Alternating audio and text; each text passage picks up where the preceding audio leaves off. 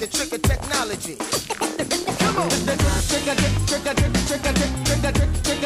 of technology.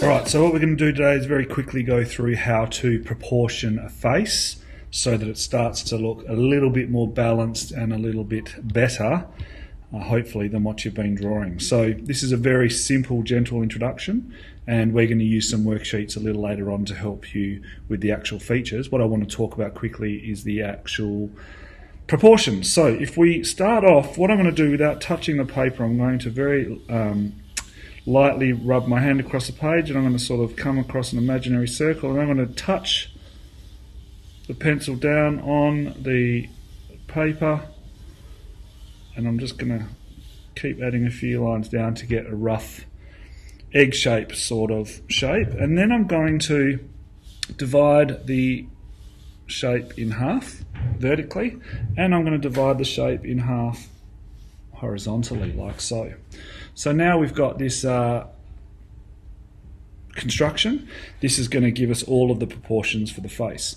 Now I will say this, it doesn't matter if your face or cartoon face faces this way, the same principle applies depending upon the shape of the face, and I'll show you that as we work through it a little bit later on. But let's get back to this face here. So first thing we're going to do is between the center of this cross, in the center of the circle, we're going to find the bottom, which will become the chin, and divide that line into equal distant thirds. 1, 2, 3. You can see the equidistant thirds. That's going to be two things. First of all, if we think about the tip or the point of the nose, this is going to become the center of the nose here. And I'm just going to put a couple little marks. I'm going to go for a more manga-y type of character for this one. So I'm just going to put a couple little accents there for the side of the nose. This mark here is actually the center of the lip, of the bottom lip. So we're actually going to put the lip line slightly above that, and you can see there, and we might even just put a little bit of a indication there for the chin. So that becomes the lip line. You can see we've got the nose sitting there, and then we've got the lip line there. The tricky part comes with this, working across this line here. What we have to do is, obviously we've got 3 marks there at the moment. We've got the halfway mark. What we want to try and do is just put some very light marks to start with, because we might want to make some adjustments. And if you measure this on your face with your fingers, you'll find it's true for your body as well. The distance between the side of your head to the outside of your eye and the inside of your eye. What I'm going to do here is just do some almond shape eyes here, so you can sort of see where the eyes are actually going. So what we're saying is the distance between the outside and the inside is the same as the distance between the eyes, roughly. Now with cartooning, this might change a little bit. With portraiture, it's almost exactly that. And then from the distance of here is the same distance to the edge of the face. And you can see there, we're starting to get a face looking something like it should. Now with that, the width of the nose is usually about the width of the eyes. You can see there, I've already guessed that bit there. We could put a little gesture as to where the nose line actually goes.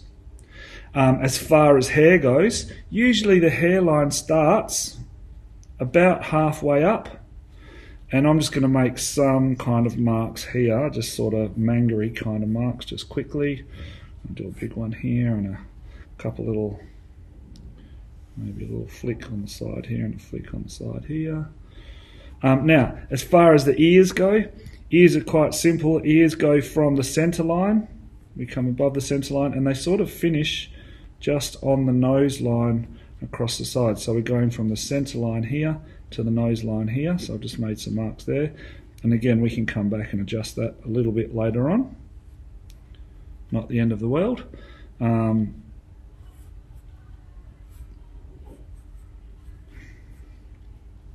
a little bit of hair sticking out the back, whatever.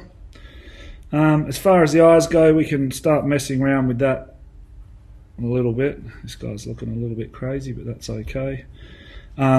And the eyeline line, we can start messing around with that. There's no big deal there. But you can see from that, and jawline, depend upon the shape of the person. The jawline, this is the bottom of the chin, as we said before. The jawline can go up past the edge of the ear. Something like that. It doesn't particularly matter. We're just doing a real rough little drawing with this one here.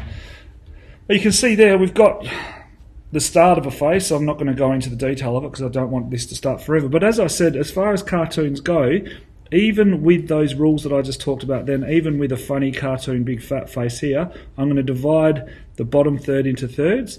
I'm going to divide the eyes into fifths. You can see there, something like that. And then we've got a nose, and then we've got the centre of the lip again. Something like that, and the width of the eyes. But you can see that even with that, doesn't matter what we do, depending upon the cartoon. And we've got a bit of a hairline here, and the ears coming down to the nose. So it doesn't matter what the proportions, this will give you a little bit of a guideline to get those things looking about right. Now, what you're going to have is a worksheet that you can, it's got a bunch of eyes, it's got a bunch of noses, it's got a bunch of mouths, but you can see how fast I can do this once I get used to it. That's the setup for it. 1/3 and fifths, and then the ears sit about on the nose line. Again, that's the center of the bottom lip, and that's the center of the nose. There we go. Have fun. See how you go with that, and see if you can add some of your eyes to your faces. What you came to do? Put 'em up, come on, put 'em up, come on. It's the trick, trick, trick, trick, trick, trick, trick, trick, trick, trick, trick, trick, trick, technology.